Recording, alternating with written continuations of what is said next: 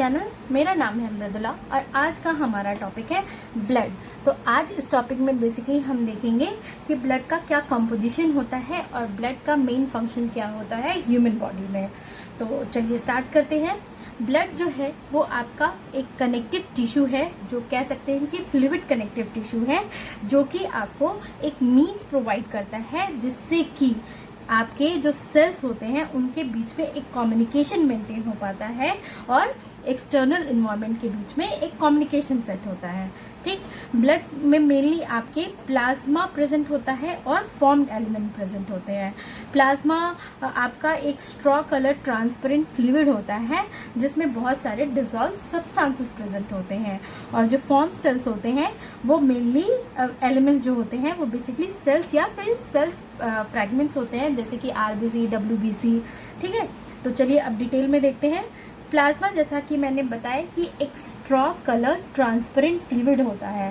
ठीक, तो इसमें जो प्लाज्मा में बेसिकली 90 से 92% जो होता है वो वाटर होता है, और बाकी रिमेनिंग जो आपका 8 to 10% होता है वो डिसॉल्व सब्सटेंसेस होते हैं। ये डिसॉल्व सब्सटेंसेस बेसिकली इंक्लूड करते हैं आपके प्लाज्मा प्रोटीन, जो कि है एल्ब्यूमिन, ग्लोबुलिन, कुछ जो कि एंटीबॉडीज़ भी कुछ इंक्लूड करते हैं, फाइब्रिनोजेन, क्लॉटिंग फैक्टर्स। सेकेंड है, इनमें इनऑर्गेनिक सॉल्ट्स प्रेजेंट होते हैं, यानी कि कुछ मिनरल सॉल्ट जैसे कि sodium chloride, sodium bicarbonate, potassium, magnesium, phosphate, iron, calcium, copper, iodine और कोबाल्ट। न्यूट्रिएंट्स प्रेजेंट होते हैं जिसमें कि प्रिंसिपली आपका डाइजेस्टेड फूड से डिराइव्ड होता है, जैसे कि monosaccharides, mainly glucose, amino acids, fatty acids, glycerol and vitamin. Organic waste materials भी प्रेजेंट होते हैं आपके प्लाज्मा में, जैसे कि यूरिया, यूरिक एसिड, क्रिएटिनिन। कुछ हार्मोन्स प्रेजेंट होते हैं जो कि आपके डिफरेंट ग्लैंड द्वारा सिक्रीटेड होते हैं, जो बॉडी के अंदर प्रेजेंट होते हैं। कुछ एंजाइम्स जैसे कि कुछ सर्टेन क्लॉटिंग फैक्टर्स वो भी प्रेजेंट होते हैं, और गैसेस आपके डिसॉल्व फॉर्म में होते हैं, जैसे ऑक्सीजन, कार्बन डाइऑक्साइड, नाइट्रोजन। अब इस चीज़ को और हम डिटेल में देखते हैं। जो प्लाज्मा प्रोटीन होता है, ठीक, वो मेनली आपका प्लाज्मा का 7% कंटेन करता है, और ये आपके ब्लड में प्रेजेंट होता है। ठीक, ये आपको मेनली रिस्पॉन्सिबल होता है ऑस्मोटिक प्रेशर जो ब्लड का होता है उसको मेंटेन करने में, और उसके साथ ही ये प्लाज्मा फ्लूइड को सर्कुलेशन में मेंटेन रखता है। ठीक, इसमें पहला था एल्ब्यूमिन, जो कि आपके लिवर में फॉर्म होता है, और ये सबसे ज़्यादा एबंडेंट प्लाज्मा प्रोटीन है, और एल्ब्यूमिन ही है जो कि आपको ब्लड का ऑस्मोटिक प्रेशर नॉर्मल मेंटेन करने में है। इसके अलावा एल्ब्यूमिन जो है वो आपके एक कैरियर मॉलिक्यूल की तरह काम करता है लिपिड्स और स्टेरॉइड हार्मोन्स के लिए। सेकेंड प्लाज्मा प्रोटीन जो था वो है ग्लोबुलिन, जो कि ये भी आपका लिवर में फॉर्म होता है, और लेकिन इसका कुछ हिस्सा जो है वो लिम्फोइड टिश्यू में भी फॉर्म होता है। ये मेनली आपको हेल्प करता है एज ए एंटीबॉडीज, जिसमें जो कि आपको इम्यूनिटी में एक इम्पॉर्टेंट रोल प्ले करता है। ये आपको जो भी बॉडी के अंदर फॉरेन मटेरियल एंटर होता है उसको वो न्यूट्रलाइज बाइंड करता है, उसके साथ न्यूट्रलाइज करता है, और फिर आपके बॉडी को एंटीबॉडीज बना के उसके अगेंस्ट आपके बॉडी को किसी भी डिसीज या माइक्रो ऑर्गेनिज्म से प्रिवेंट करता है, मतलब कि प्रोटेक्ट करता है।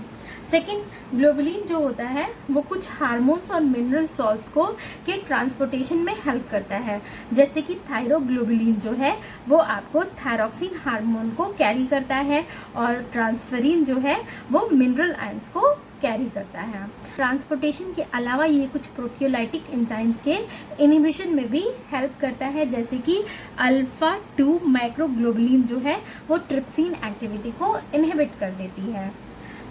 एंजाइम्स जैसे कि क्लॉटिंग फैक्टर्स, ये आपके ब्लड कोगुलेशन के लिए बहुत एसेंशियल होते हैं, और जो प्लाज्मा विस्कोसिटी, मतलब प्लाज्मा की जो थिकनेस होती है, विस्कोसिटी होती है, वो आपके इस प्लाज्मा प्रोटीन्स की वजह से होती है, जिसमें कि मेनली है एल्ब्यूमिन और फाइब्रिनोजेन। नेक्स्ट जो प्लाज्मा में प्रेजेंट होता है वो है inorganic salt, that is the mineral salt. ये आपको बहुत सारे एक्टिविटीज़ में इन्वॉल्व होता है, जैसे कि सेल फॉर्मेशन, मसल्स के कॉन्ट्रैक्शन में, नर्व इम्पल्स के कंडक्शन या ट्रांसमिशन में, सिक्रीशंस के फॉर्मेशंस में, और या तो फिर बॉडी के अंदर जो एसिड और अल्कली का बैलेंस होता है वो आपको इस इनऑर्गेनिक सॉल्ट्स जो कि आपके प्लाज्मा में प्रेजेंट होते हैं उनकी वजह से होता है। प्लाज्मा में फिर आपके न्यूट्रिएंट्स प्रेजेंट होते हैं। तो ये न्यूट्रिएंट्स जो होते हैं वो मेनली कहाँ से आते हैं आपके, तो जो आप फूड ईट करते हैं उसके थ्रू हम बॉडी को न्यूट्रिएंट मिलते हैं, जैसे कि मोनोसेकेराइड जिसमें कि मेनली आपका ग्लूकोज आता है, जो कि आपके सेल्स जो होते हैं उनके प्रॉपर फंक्शनिंग के लिए बहुत ज़रूरी होता है। Amino acids, fatty acid, glycerols और विटामिन। तो ये सारे कहाँ से डिराइव होते हैं, जो भी ह्यूमन फूड इनटेक करते हैं, मतलब फूड लेते हैं, उससे ये न्यूट्रिएंट्स आपके प्लाज्मा में आते हैं। मिनरल सॉल्ट के साथ मिलके के न्यूट्रिएंट्स जो होते हैं वो आपके बॉडी के जितने भी रिक्वायरमेंट्स होते हैं, जैसे कि एनर्जी, हीट, या फिर कोई भी मटेरियल रिपेयरमेंट के लिए, अगर सेल डैमेज हो चुका है तो, या टिश्यू में डैमेज हो चुका है, या फिर रिप्लेसमेंट के लिए, या अदर ब्लड कंपोनेंट के सिंथेसिस के लिए भी आपके ये न्यूट्रिएंट्स हेल्प करते हैं। उसके अलावा प्लाज्मा में आपका ऑर्गेनिक वेस्ट प्रोडक्ट, ये जो ऑर्गेनिक वेस्ट प्रोडक्ट जैसे कि यूरिया, क्रेटिनिन और यूरिक एसिड जो होते हैं वो आपके बॉडी के अंदर प्रोटीन मेटाबॉलिज्म की वजह से प्रोड्यूस होते हैं। तो ये आपके लिवर में फॉर्म होते हैं और फिर ब्लड के थ्रू ये आपके किडनी में एक्सक्रीशन के लिए जाते हैं, मतलब किडनी जो होता है इनको एक्सक्रीट कर देता है बॉडी से, जिससे कि बॉडी के अंदर टॉक्सिसिटी डेवलप नहीं हो पाती है। जो आपके सेल्स कार्बन डाइऑक्साइड रिलीज करते हैं वो आपके लंग्स तक इनकी ब्लड की हेल्प से ही जाता है। नेक्स्ट है आपका हार्मोन्स। तो ब्लड जो है वो आपके टारगेटेड टिश्यू या सेल्स या ऑर्गन्स, ग्लैंड्स तक आपके हार्मोन्स को कैरी करता है। ब्लड के थ्रू वो कैरिड होते हैं। गैसेस, तो ब्लड के प्लाज्मा में जो है वो आपका ऑक्सीजन, कार्बन डाइऑक्साइड, नाइट्रोजन जो होता है वो डिजॉल्व स्टेट में प्रेजेंट होता है और फिर वो बॉडी के अंदर ट्रांसपोर्ट होता है प्लाज्मा की हेल्प से। अब है आपका नेक्स्ट, जैसे मैंने बताया कि प्लाज्मा होते हैं और सेकेंड जो होता है वो है formed elements. Form elements mainly जो होते हैं वो है आरबीसी यानी कि red blood cell, white blood cells जो कि फर्दर आपके दो तरह के होते हैं, ग्रैनुलर ल्यूकोसाइट, बॉडी के अंदर प्रोटीन मेटाबॉलिज्म की वजह से प्रोड्यूस होते हैं। तो ये आपके लिवर में फॉर्म होते हैं और फिर ब्लड के थ्रू ये आपके किडनी में एक्सक्रीशन के लिए जाते हैं, मतलब किडनी जो होता है इनको एक्सक्रीट कर देता है बॉडी से, जिससे कि बॉडी के अंदर टॉक्सिसिटी डेवलप नहीं हो पाती है। जो आपके सेल्स कार्बन डाइऑक्साइड रिलीज करते हैं वो आपके लंग्स तक इनकी ब्लड की हेल्प से ही जाता है। नेक्स्ट है आपका हार्मोन्स। तो ब्लड जो है वो आपके टारगेटेड टिश्यू या सेल्स या ऑर्गन्स, ग्लैंड्स तक आपके हार्मोन्स को कैरी करता है। ब्लड के थ्रू वो कैरिड होते हैं। गैसेस, तो ब्लड के प्लाज्मा में जो है वो आपका ऑक्सीजन, कार्बन डाइऑक्साइड, नाइट्रोजन जो होता है वो डिजॉल्व स्टेट में प्रेजेंट होता है और फिर वो बॉडी के अंदर ट्रांसपोर्ट होता है प्लाज्मा की हेल्प से।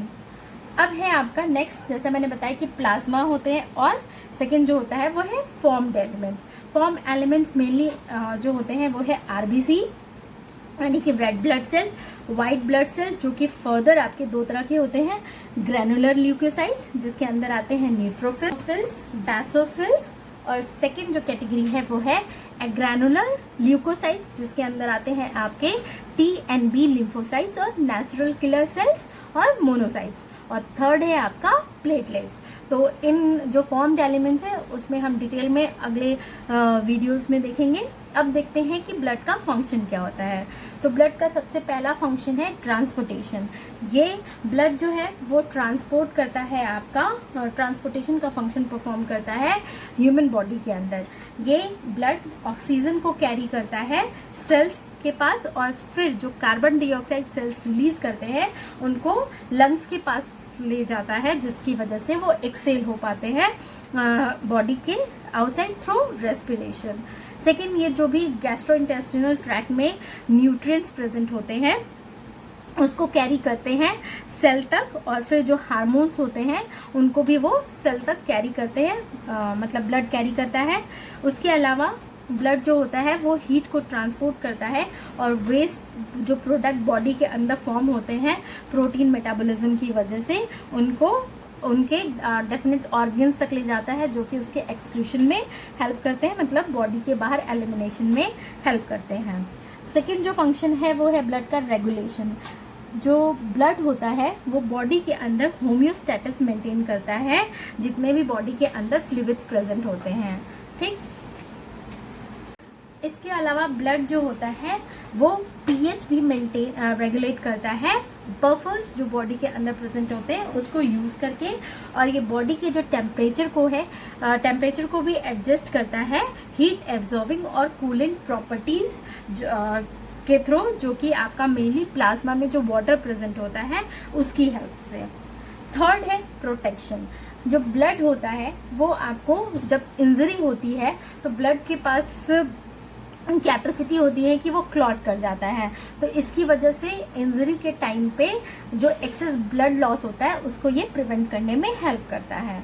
जो वाइट ब्लड सेल्स हैं वो आपको डिसीज़ के अगेंस्ट प्रोटेक्शन प्रोवाइड करते हैं, और ब्लड के अंदर कुछ ब्लड प्रोटीन्स प्रेजेंट होते हैं जैसे कि एंटीबॉडीज़, इंटरफेरॉन्स और उसके कॉम्प्लीमेंट्स, जो कि बॉडी को अलग अलग तरीके से डिसीज़ से प्रोटेक्ट करते हैं। तो ये था अबाउट आपका ब्लड और उसके कंपोजिशन के बारे में। कंपोजिशन के क्या क्या जो कंपोजिशन होती है ब्लड के अंदर जो प्रेजेंट होता है उसके क्या क्या फंक्शंस होते हैं, और ब्लड का बेसिक फंक्शन क्या है बॉडी के अंदर। तो अगर आपको मेरा ये वीडियो पसंद आया तो प्लीज़ इसे लाइक और शेयर करें, और अगर आपने मेरे चैनल को सब्सक्राइब नहीं किया है तो प्लीज़ इसे सब्सक्राइब कर लें। Thank you for watching.